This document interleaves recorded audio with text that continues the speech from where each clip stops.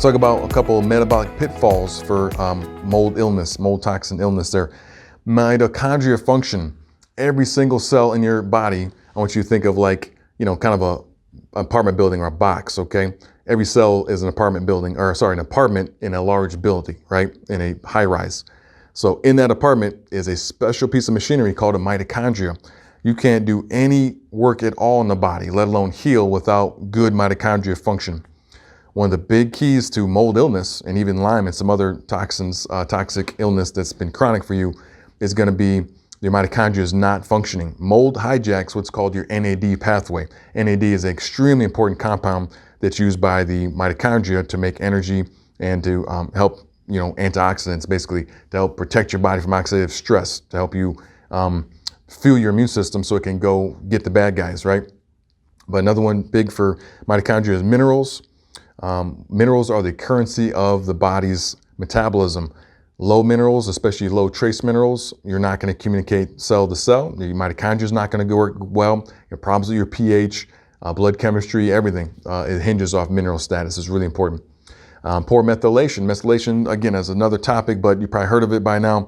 Methylation is the process of us simply taking our DNA code and saying, hey, I need to make certain things, right? Certain proteins to go here or go there. And there's a pathway for methylation. And mold often hijacks that pathway with methylation. Of course, there's ways we can support it, but just know that that's a really big deal. We already talked about phase 1 and 2 of the liver. That's a big metabolic pitfall, okay? Big one too is I'm seeing pH. I check a lot of pH. Now, typical family doc is going to check blood pH. It's just, in any kind of your standard metabolic panel that you can get in your blood. Your cellular pH, which is not measured by the blood, is actually more important from a long-term illness standpoint, okay? We've got to have a stable body pH at the cellular level. If it's too alkaline or too acidic, either one is not going to help us. It's going to hurt us, actually.